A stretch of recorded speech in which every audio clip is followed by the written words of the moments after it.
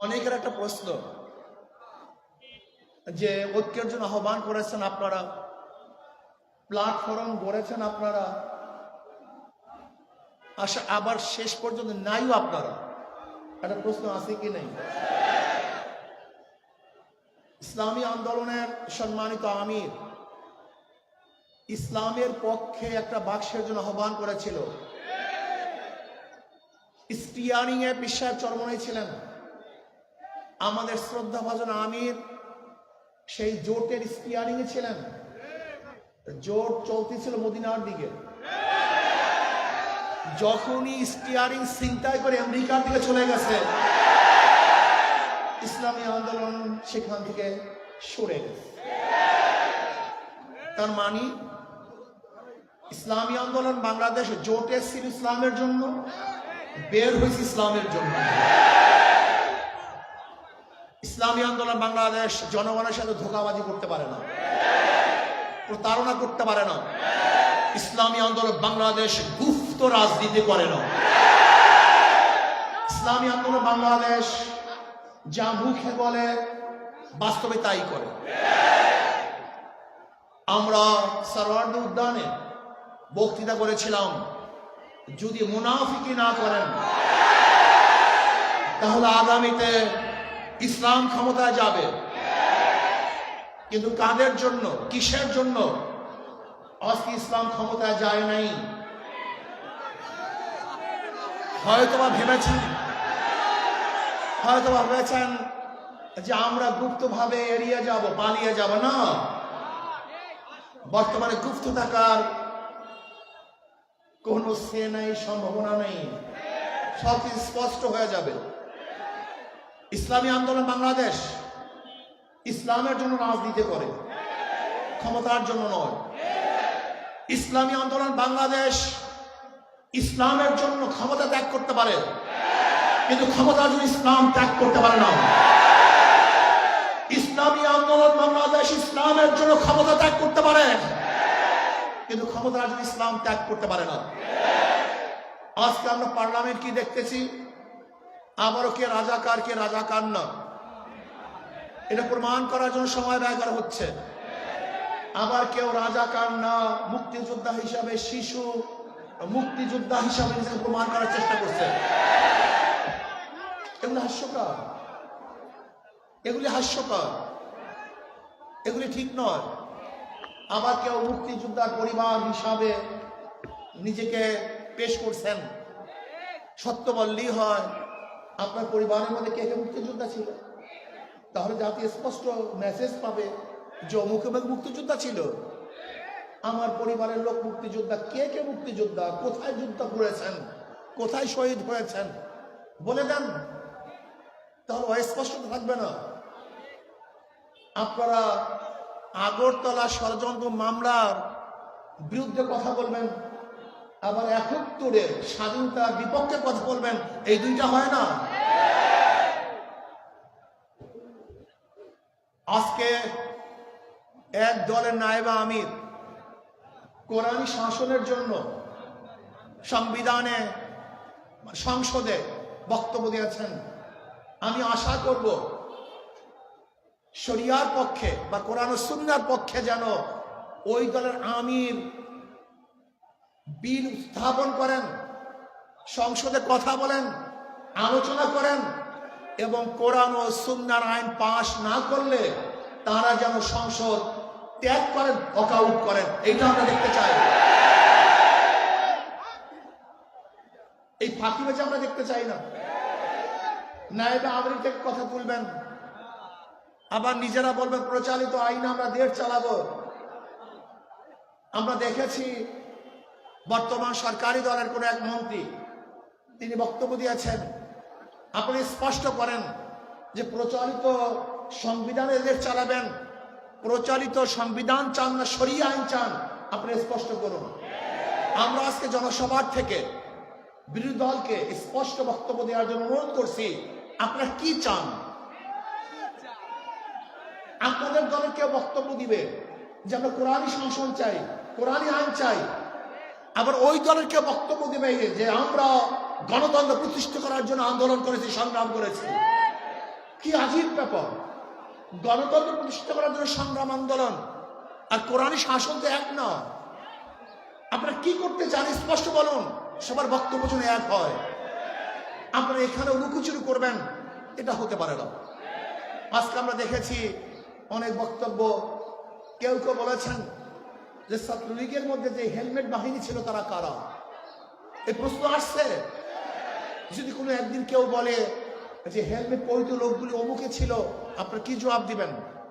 সব ভালো ভালো না, বেশি ভালো ভালো না, বেশি ভালো না।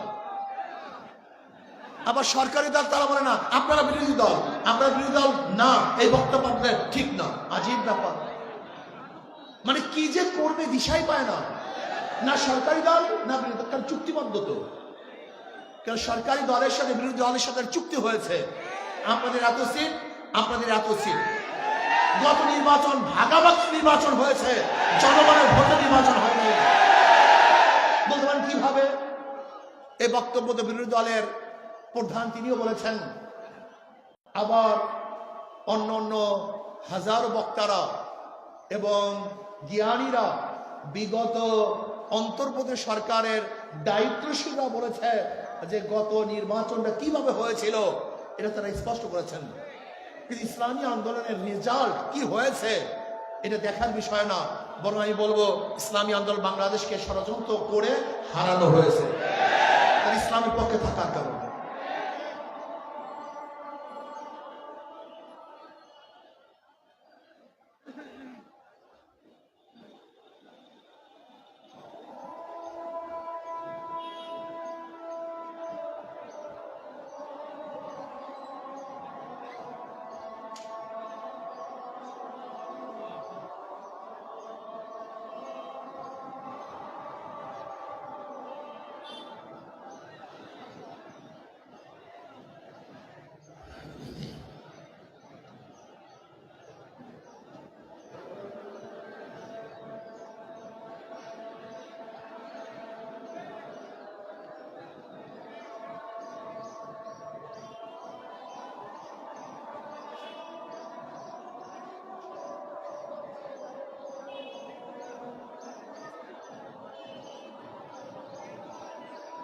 কথা না বলে আজানের জবাব দেয়, কেউ উঠবেন না, সময় দেওয়া হবে।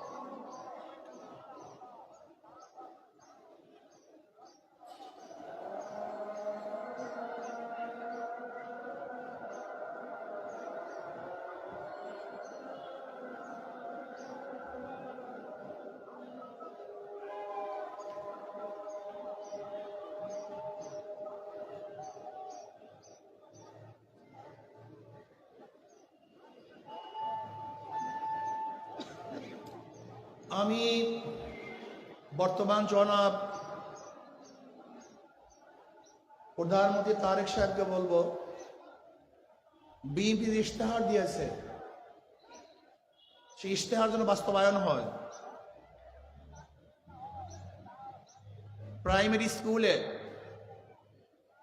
যদি ইসলামী শিক্ষক নিয়োগ দেওয়া হয় এবং কওমি ওলামায়ে কেরামকে প্রাধান্য দেওয়া হয়, এই ইশতেহার অবশ্যই আপনাকে বাস্তবায়ন করতে হবে। ইদানিং আবারও বিগত সরকারের মতো জঙ্গি নাটক সাজানো হচ্ছে। বিগত অন্তর্বর্তী সরকারের সময় কোনো জঙ্গি ছিল না, হঠাৎ জঙ্গি কোথা থেকে এসছে? আপনি কি জনগণকে অন্ধ মনে করেছেন? আবারও সেই জঙ্গি নাটক, আবার সেই সন্ত্রাসী হামলা, আবারও দেশটাকে ধ্বংস করার চক্রান্ত চলতেছে। আপনারা বক্তব্য দিয়েছেন মদিনা সনদ অনুযায়ী দেশ করবেন, আমরাও চাই আপনাদের বক্তৃতা অনুযায়ী সেই মদিনা সনদ অনুযায়ী দেশ পরিচালনা করেন।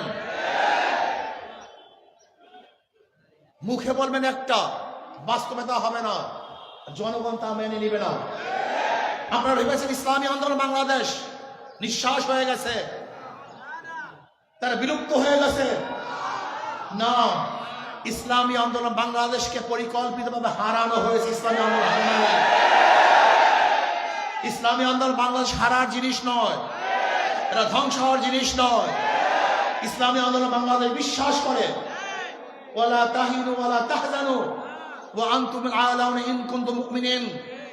ইসলামী আন্দোলন বাংলাদেশ বিশ্বাস করে আগামী দিনে ইসলাম নিয়ে বাংলাদেশ ইসলামী রাজনীতি করবে ইসলামী আন্দোলন বাংলাদেশ। কোন ধোঁকাবাজি ছলনার নামে ইসলামী রাজনীতি বাংলাদেশের মানুষ আর গ্রহণ করবে না ইনশাআল্লাহ। আমি বিশ্বাস করি ইসলামী আন্দোলন বাংলাদেশ এমন এক অবস্থায় আছে, তার স্পষ্ট এক বার্তা জাতির কাছে দিয়েছে। তারা কি চায়? ইসলামী হুকুমত চায়। তাদের মুখের মধ্যে ইসলামী হুকুমত, তাদের অন্তরের মধ্যে ইসলাম হুকুমত, তাদের কর্মসূচির মধ্যে ইসলামী হুকুমত। আমি বিশ্বাস করি ইনশাআল্লাহ আজকে হোক কালকে হোক, একদিন না একদিন ইনশাআল্লাহ ইসলাম হুকুমত দেশে হবেই হবে, হবেই হবে, হবেই হবে ইনশাআল্লাহ। আর আমি বিশ্বাস করি যদি আমি শহীদি কামনা নিয়ে বিছানায় মৃত্যুবরণ করি, আমি শহীদ হব। আর শহীদের তামান্না না নিয়ে রণাঙ্গনেও যদি দুনিয়ার কোনো স্বার্থে মৃত্যুবরণ করি, আমি শহীদ হব না। ইসলামী আন্দোলন বাংলাদেশ ইসলাম হুকুমত কায়েম করার জন্য যদি চেষ্টা করে, যেরকম হারাম রাদিয়াল্লাহু তাআলা শহীদ যখন করা হয়েছিল, তিনি তখন বলেছিলেন ফুস্তু রাব্বিল কাবা, রব্বে কাবার কসম, আমি সফল হয়ে গেছি। যখন শহীদ হয়েছিলেন তিনি তখনও শহীদ হবার সময় বলছেন সফল হয়েছি। ঠিক আমি বিশ্বাস করি ইসলাম হুকুমত কায়েম করার জন্য যদি আমি দুনিয়া থেকে বিদায় হই, রাজপথে লড়াই করবে ইনশাআল্লাহ। আল্লাহ আমাকে এবং আমাদের সবাইকে রাজপথে ইসলামের জন্য, ইসলাম হুকুমতের জন্য লড়াই করার তৌফিক দান করেন। আল্লাহুম্মা আমিন। রব্বানা যালামনা আনফুসানা ওয়া ইল্লাম তাগফির লানা ওয়া তারহামনা লানাকুনান্না মিনাল খাসিরিন। আল্লাহ ইসলাম হুকুমতের জন্য সাহাবায়ে কেরামদের নমুনায় সহিভাবে জাদ্দোজাহাদ করার তৌফিক দান করেন। রব্বির হামহুমা কামা রব্বায়ানি সগীরা। আল্লাহ এই কাফেলাকে আপনি কবুল করে নেন এবং হিম্মত এবং খুলুসিয়াতের সাথে কাজ করার তৌফিক দিয়ে দেন। সুবহানা রাব্বিকা রাব্বিল ইজ্জাতি আম্মা ইয়াসিফুন, সালামুন আলাল মুরসালিন, আলহামদুলিল্লাহি রাব্বিল আলামিন। আসসালামু আলাইকুম। র্যালি হবে, আমরা র্যালিতে অংশগ্রহণ করি।